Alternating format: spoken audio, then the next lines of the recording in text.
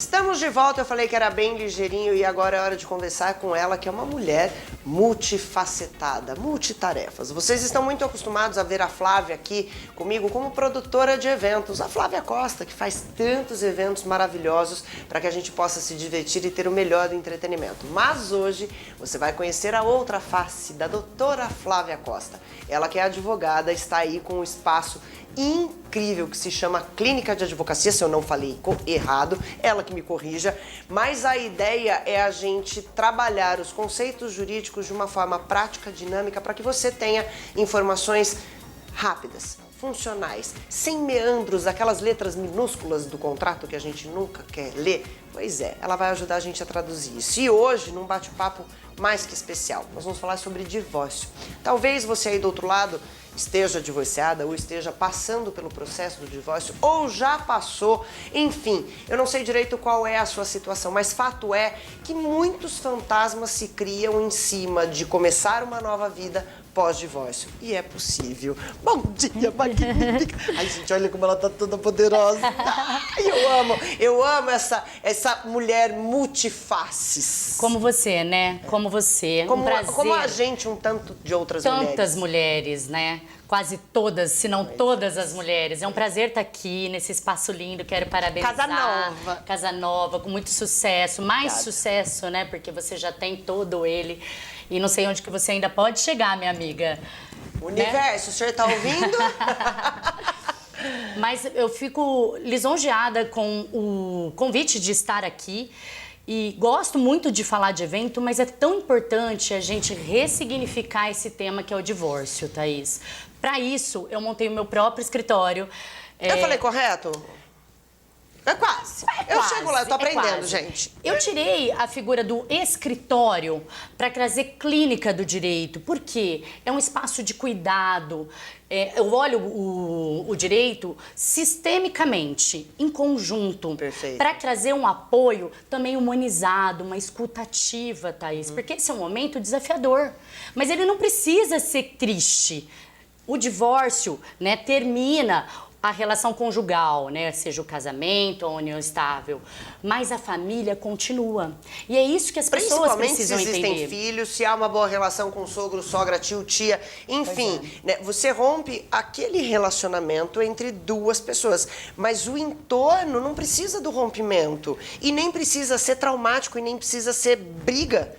Exatamente. Pode ser amigável, gente. O divórcio não faz com que os filhos fiquem infelizes. Relacionamento instável, com briga, infeliz, é que torna o seu filho infeliz. Perfeito. Então vamos ressignificar, vamos falar um pouco desse momento para atravessá-lo de uma forma responsável, focando na saúde mental, né, com mais leveza. Acabou aquela família nuclear, mas prossegue aquela família binuclear. O que significa isso? Mães e filhos, pais e filhos. E é tão interessante que se esse momento for tranquilo, esse filho, ele consegue ter contato com a família continuada que a gente fala, com os tios, com as tias, com os primos, com as primas. E que é importante, porque não precisa ter a ruptura com todos.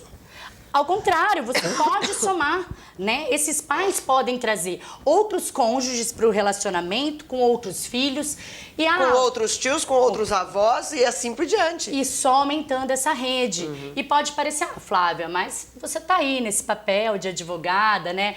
Vendendo o teu serviço. E não, eu tô falando aqui a Flávia, uma mulher divorciada de um primeiro casamento que teve um filho, com um filho muito pequeno, de 2 anos de idade, que depois se casou novamente, aliás, vive em união estável formalizada. Eu falo que eu tô passando por todos os estados civis para poder atuar melhor, mas isso é só uma brincadeira, é claro, que eu tive uma segunda filha e meu marido hoje trouxe também uma filha para dentro desse relacionamento e Ou esse seja, contexto. De uma família de uma mulher com um filho divorciada, ela passa a ter uma família com 3 filhos. Exatamente. O seu marido atual, a mesma coisa. Exatamente.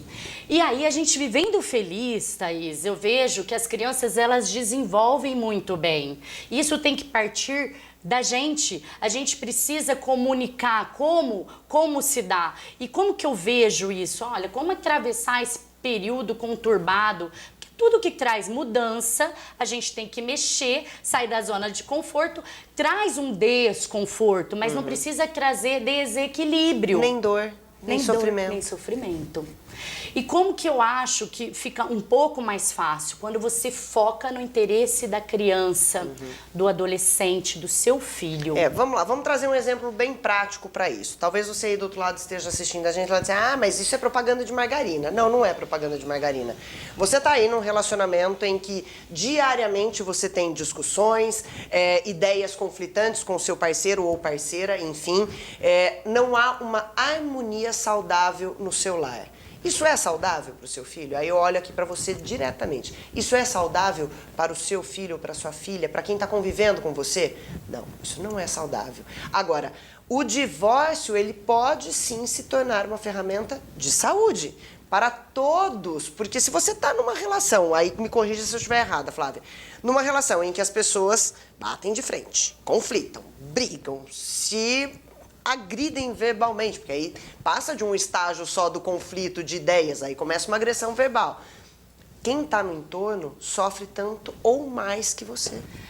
Porque não sabe significar, elaborar essa dor a criança. Não tem condições intelectuais para isso.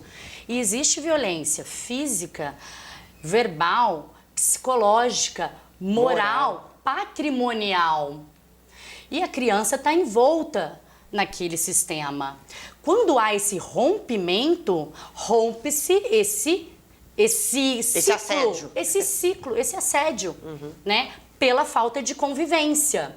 E aí, é o que eu estava falando, né? Quando você foca no interesse do filho, não vai melhorar, geralmente não melhora na hora esse relacionamento que já vinha desgastado.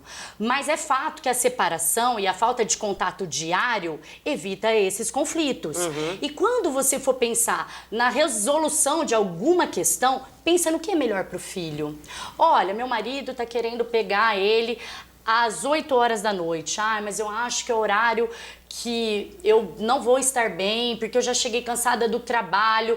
Mas vocês não vão conseguir dialogar, Thaís. O casal geralmente não vai conseguir chegar num bem comum, dialogar. Não estavam dialogando. Que seja sensacional para os dois. Exato. Mas tem que ser sensacional para quem vai estar nesse núcleo. O que é melhor para essa criança? Qual que é o horário melhor para ele dormir?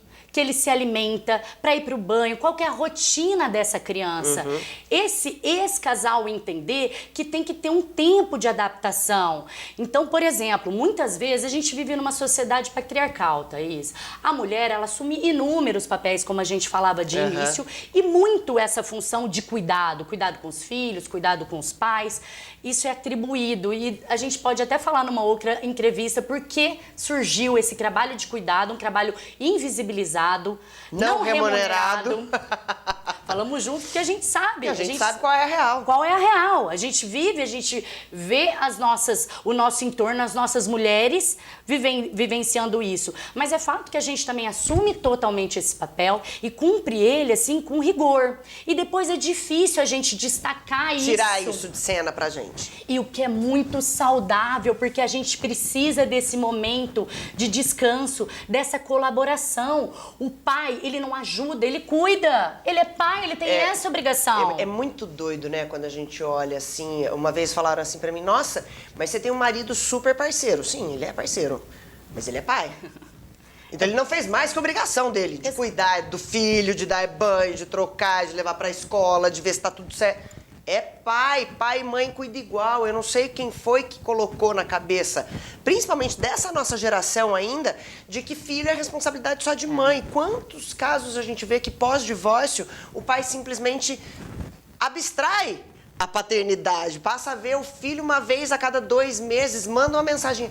Gente, pai é pai e tem as mesmas responsabilidades que a mãe. A diferença é que a gente carrega na barriga. Exato. Vamos parar de homenagear um trabalho que também é deles, né? De valorizar, supervalorizar. Não, é papel de todo mundo. É papel, vamos normalizar isso. Ai, gente, é tanta coisa pra gente conversar, porque junta 2 mulheres que querem transformar a vida de pessoas, assim, e o intuito desse bate-papo com a Flávia, que vai se repetir inúmeras vezes, é ajudar você que está aí do outro lado a enxergar que há caminhos, que não precisa ser a briga, que não precisa ser da dor, que não precisa ser do sofrimento.